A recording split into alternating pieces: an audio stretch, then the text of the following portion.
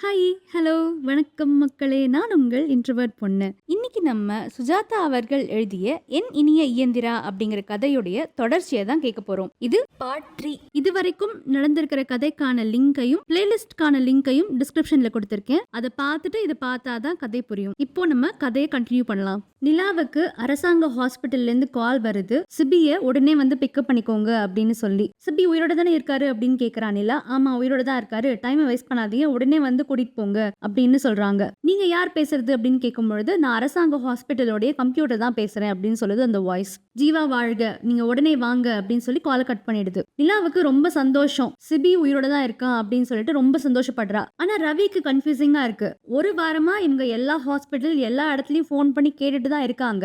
அப்பெல்லாம் கிடைக்காத தகவல் இப்ப திடீர்னு எப்படி கிடைக்கும் அப்படின்ட்டு அவனுக்கு ஒரு சந்தேகம். ஆனா ஜீனோ கேக்குது யார் பேசினா அப்படின்னுட்டு. அரசாங்க ஹாஸ்பிட்டலோட கம்ப்யூட்டர் தான் பேசிச்சு அப்படின்னு சொல்றா. ஜீனோ என்ன சொல்லுதுன்னா, கம்ப்யூட்டர்னா கண்டிப்பா போய் சொல்லாது, விபரீதமா ஏதாவது நடந்திருந்தா கண்டிப்பா மென்ஷன் பண்ணிருந்திருக்கும் அப்படின்னு சொல்லுது. ரவியும் நிலாவும் அவசர அவசரமா கிளம்புறாங்க. ஜீனோ என்ன சொல்லுது, நான் வீட்லயே இருக்கேன், பேட்டரி கொஞ்சம் வீக்கா இருக்கு, நாளைக்கு மார்னிங் சன்லைட் வந்தாதான் எனக்கு ரீசார்ஜ் ஆகும்லாம் சொல்லுது. சரின்னு இவங்க 2 பேர் மட்டும் கிளம்பி போறாங்க. ஹாஸ்பிட்டல்ல நர்ஸ் என்ன சொல்றாங்க, சிபி கிட்டக்க ரொம்ப பேச்செல்லாம் கொடுக்காதீங்க, அவருக்கு ஒரு ஆபரேஷன் நடந்திருக்கு அப்படின்னு சொல்றாங்க. என்ன ஆபரேஷன் கேக்குறா நிலா. அதுக்கு அவங்க ரிப்ளை கொடுக்கறதுக்குள்ள சிபியை கூட்டிட்டு வந்துடுறாங்க. சிபி ஒரு வீல் சேர்ல உட்காந்துருக்கான். நிலாவே பார்த்துட்டே வரான். அவன் தலையில ஒரு முண்டாசு மாதிரி ஒரு பெரிய கட்டு ஒண்ணு போட்டிருக்காங்க வேற. சிபி நிலாவை பார்த்த உடனேயும் ஹாய் நிலா போலாமா, நர்ஸை பார்த்து தேங்க்யூ சிஸ்டர், டாக்டர் கிட்ட சொல்லிடுறீங்களா, நிலா போலாமா அப்படின்னு கேக்குறான். நிலாவுக்கு இவன் பேசுறது ஒரு மாதிரி இருக்கு. ஏன் இப்படி தனித்தனி வார்த்தையா பேசுறான்? சிபி கிட்டே அவனுக்கு என்ன ஆச்சுன்னு கேக்குறா. கேட்கும் பொழுதே கண்ணுல தார தாரையா கண்ணீர் கொட்டுது. அழாத, ஜீவாவுடைய இந்த சகாப்தத்துல யாரும் அழறதே கிடையாது அப்படின்னு சொல்றான் சிபி. ரவியை பார்த்துட்டு இது யாரு அப்படின்னு கேக்குறான் சிபி. இதுதான் ரவி, நம்ம வீட்டுல ஒரு ரூம் காலியா இருக்கே அதுக்கு கூடி வராருன்னு நீ கூட லாஸ்ட் வீக் பாத்தியே அப்படின்னு சொல்றான் நிலா. ஓ அச்சா அச்சா, இவர்தானா அது அப்படின்னு கேக்குறான் சிபி. அந்த நர்ஸ் டிஸ்சார்ஜ் பேப்பர்ஸ்ல கையெழுத்து வாங்கிக்கிறாங்க. கூடவே என்ன சொல்றாங்கன்னா, சிபியை டிஸ்டர்ப் பண்ணாதீங்க, அவர் நல்ல ரெஸ்ட் எடுக்கட்டும், ஆஃபீஸ்க்குலாம் போக வேண்டாம், ஆஃபீஸ்க்கு லீவ் சொல்றதுக்கு இந்த டாக்குமெண்ட்டை காமிச்சா போதும் அப்படின்லாம் சொல்றாங்க. கூடவே என்ன சொல்றாங்கன்னா, இனிமேல் நாய் எல்லாம் கூட்டிட்டு வராதீங்க அப்படிங்கிறாங்க. நிலா அப்பதான் ஜீனோவை பாக்குறா. கூட வரலன்னு சொன்ன ஜீனோ பின்னாடியே வந்திருக்கு போல் இருக்கு. ஜீனோ என்ன சொல்லுது, நர்ஸ் நான் நாய் இல்ல அப்படிங்குது. இந்த நர்ஸ்க்கு ஆச்சரியம் தாங்கல. ஆஹா, ஜீவாவுடைய இந்த சுபிக்ஷ ராஜ்யத்துல எதுவுமே சாத்தியம் தான் போல, பாரு நாய் கூட பேசுது அப்படிங்கிறாங்க. இவங்க அது நாய் இல்ல இயந்திரம்னு எக்ஸ்பிளைன் பண்றதுக்குள்ள அவங்க உள்ள போயிடுறாங்க.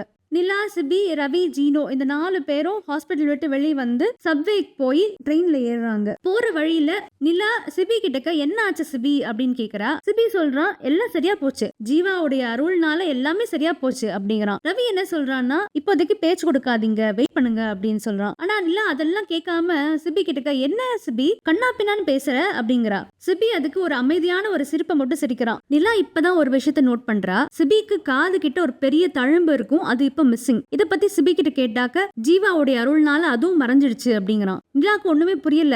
விபத்துல ஏதோ ப்ராப்ளமா இருக்கு போல் இருக்குன்னு நினைச்சுக்கிறா. ஆனா ரவிக்கு வேற சந்தேகம். ஜீனோவை விட்டு கடிக்க விடலாமா அப்படின்னு எல்லாம் யோசிக்கிறான். ஆனா நிலா அதுக்கு சம்மதிக்க மாட்டேங்கிறா. சிபியோட உடம்பு ரொம்ப சில்லுன்னு இருக்கு. ஏன் இவ்வளவு சில்லுன்னு இருக்குன்னு கேட்கும்பொழுது சிபி சொல்றான் 16 டிகிரி அப்படிங்கிறான். எவ்வளவு இருக்கணும் அப்படின்னு கேக்குறான் வேற. நிலாக்கு இவன் இப்படி பேசுறது கேட்டா ரொம்ப பயமா இருக்கு. ஆனா ரவிக்கு சந்தேகம் ரொம்ப ஜாஸ்தி ஆயிட்டே இருக்கு. ட்ரெயின் மாம்பலம் ஸ்டேஷனுக்கு ரீச் ஆன உடனேயும் சில பேர் வண்டிக்குள்ள ஏறுறாங்க. அதுல ஒரு பர்சன் துண்டு பிரசுரம் எல்லாருக்கும் கொடுக்கறாரு. அது ஜீவாவுக்கான பகிரங்க கடிதம் அப்படின்னு எழுதப்பட்ட ஒரு கடிதம். ஜீவாவை வார்ன் பண்ணி சில வரிகள் எழுதிருக்காங்க. அது எப்படி உன்னால வயசானவங்களை கொலை பண்ண முடியும், பிறக்கவே பிறக்காத கருக்களை எல்லாம் எப்படி டெர்மினேட் பண்ண முடியும் அப்படின்னு நிறைய கேள்விகள் எழுதிட்டு வார்ன் பண்ணிட்டு டிசம்பர் 3 ஞாபகம் இருக்கட்டும் அப்படின்னு எழுதப்பட்டிருக்கு. எழுதியது ம.தி.க. மக்களாட்சி திரும்ப வரும் கழகம் அப்படின்னு எழுதிருக்கு. டிசம்பர் 3ஆம் தேதி என்னன்னு நிலா கேக்குறா. ஜீவாவுடைய பிறந்த நாள் அப்படின்னு சொல்றா ரவி. அவர் இந்த ஊருக்கு வராரு, சேப்பாக்கத்துல தான் மக்கள் எல்லாரும் மீட் பண்ண போறாரு அப்படிங்கிறான். ஏதாவது விபரீதமா நடக்குமா அப்படின்னு கேக்குறா நிலா. நடக்கும் அப்படிங்கிறான் ரவி. அப்ப கரெக்டா யாரோ இவங்க பக்கத்துல வந்து உட்கார்றாங்க. நிலா மேலும் கேள்வி கேட்கறதுக்கு முன்னாடி ரவி அப்படின்னு சொல்றான். பக்கத்துல வந்து உட்கார்ந்து இருக்கிறவங்க ஸ்பைஸா, அரசாங்க ஒற்றர்களாம். அந்த அரசாங்க ஒற்றர்கள் வேற ஒரு ஸ்டாப்ல இறங்கிடுறாங்க. அவங்க இறங்கினதுக்கு அப்புறமா கம்பார்ட்மெண்ட் கொஞ்சம் காலியா இருக்கு. ஜீனோ பட்டினத்தார் பாடல்கள் எல்லாம் பாடிட்டு வருது. அப்புறம் என்ன பண்ணுது, நேரா சிபி பக்கத்துல போய் உட்காந்துட்டு அவனோட நெஞ்சில காது வச்சு கேக்குது. கிளாக் பல்ஸ் அப்படின்னு சொல்லுது. கடிகாரத்துல டிக் டிக்னு ஒரு சத்தம் கேட்கும் இல்லையா, அந்த சத்தம் தான் வருதுன்னு சொல்லுது ஜீனோ. நிலாக்கு ஒன்றும் புரியல. ரவி சொல்றான், நான் சந்தேகப்பட்டது சரியா போச்சு, இது உன்னுடைய கணவன் சிபி இல்ல. டிபி கேள்விப்பட்டிருக்கியா, டோட்டல் ப்ராஸ்தசிஸ் அப்படின்னு சொல்றான். நிலாக்கு பெருசா ஒன்றும் புரியல. என்ன கான்செப்ட்னா, இது சிபியே இல்ல, சிபி மாதிரி ஒரு ப்ராஸ்தட்டிக்ஸ் பண்ணி ரோபோ மாதிரி ஒரு பர்சனை உருவாக்கியிருக்காங்க. நிலாவால இதை நம்ப முடியல. என்ன சொல்ற ரவி, நான் சிபி கிட்டே இதை கேட்கவா அப்படின்னு கேட்கறா. கேட்டு பாரு அப்படிங்கிறான் ரவி. நிலா கேட்கறா, நீ என்ன பொம்மையா அப்படின்னு கேட்கறா சிபியை பார்த்து.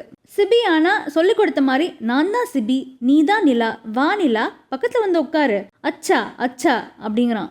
இது உன்னோட கணவன் சிபியே இல்ல, அரசாங்கம் உனக்காக ரீப்ளேஸ்மெண்ட்டா அமைச்ச ஒரு பொம்மை, உன்னை கன்வின்ஸ் பண்றதுக்காக இதை அமைச்சிருக்காங்க அப்படின்லாம் எக்ஸ்பிளைன் பண்றா ரவி. ஜீனோ சிபியோட காலை போய் கடிக்குது. ஆனா சிபி ஆடாம அசையாம அப்படியே உட்காந்துருக்கான். 60 அவுன்ஸ் அழுத்தத்துல கடிச்சிருக்கேன், மனுஷனா இருந்தா இத்தனை கத்திருப்பான், சொரணியே இல்ல பாரு அப்படிங்குது ஜீனோ. ரவி ஒரு ஸ்டெப் மேல போய் அந்த பொம்மையை குத்துறான். அது சிரிச்சுட்டு அச்சா அச்சான்னு சொல்லுது. நிலாவுக்கு கவலையா இருக்கு. நிஜமான சிபிக்கு என்ன ஆயிருந்திருக்கும் அப்படின்னு கவலைப்படுறா. கண்டுபிடிக்கலாம், நீ கவலைப்படாத நிலா அப்படிங்கிறா ரவி. ட்ரெயின்ல இருந்து இறங்கி வீட்டுக்கு போற வழியில ரவி என்ன சொல்றான்னா, இதுல 2 பாசிபிலிட்டி தான் இருக்கு. ஏதாவது அரசாங்க விஷயமா வேற எங்கேயானு சிபி போயிருந்திருக்கணும், அப்படி இல்லைன்னு சொன்னா எதுலயோ பெருசா மாட்டி அரசாங்கம் அவனை தீத்து கட்டி இருந்திருக்கணும், இதனாலதான் ரீப்ளேஸ்மெண்ட் அமைச்சிருக்காங்க உனக்கு அப்படின்னு சொல்றான். எதுவா இருந்தாலும் வீட்டுக்கு போய் பாத்துக்கலாம் அப்படிங்கிறா ரவி. வீட்டுக்கு போன உடனேயும் ரவி அந்த சிபியோட பொம்மையை ஆராய்ஞ்சு இது கண்டிப்பா பொம்மை தான் அப்படின்னு டிசைட் பண்ணிடுறான். அதுல மதர் போர்டு, CPU எல்லாமே இருக்கு.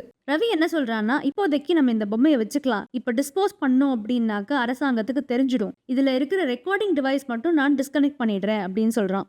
ஒரு வாரம் இதை அப்படியே விட்டுடலாம், பேட்டரி குறைஞ்சு பொம்மை டம்மி ஆயிடும் அப்படின்னு சொல்றான் ரவி. நிலாவுக்கு திடீர்னு ஒரு யோசனை தோணுது. அடுத்த வாரம் ஜீவா சென்னை வராருல்ல, நான் வேணா அவரை போய் பாக்குறேனே அப்படின்னு சொல்றா. ஜீவாவை மீட் பண்றதுல அவ்வளவு சாதாரணமான விஷயம் கிடையாது நிலா அப்படிங்கிறான். நான் அனுமதி கேட்டு ரிக்வெஸ்ட் பண்ணி எழுதினேன்னாக்க சான்சஸ் இருக்கு அப்படின்னு சொல்றா. சரி, அப்படியே உனக்கு அந்த அனுமதி கிடைச்சாலும் என்ன கேட்ப ஜீவா கிட்ட அப்படின்னு கேக்குறான். என் கணவனை காணும், அதுக்கு பதிலா ஒரு சீப்பான ஒரு டம்மி பொம்மை ஒண்ணு கொடுத்திருக்காங்க அப்படின்னு சொல்லுவேன் அப்படிங்கிறா. ரவி என்ன சொல்றான், ஜீவா ஒரு ஸ்மைல் பண்ணிட்டு நான் பார்க்க சொல்றேன் அப்படின்ட்டு வேற யார்கிட்டயாவது அலோகேட் பண்ணிட்டு போயிட்டே இருப்பாரு அப்படிங்கிறான். இதுக்கு அப்புறம் தான் மிகப்பெரிய ட்விஸ்ட் ஒண்ணு காத்துட்டு இருக்கு நிலாவுக்கு.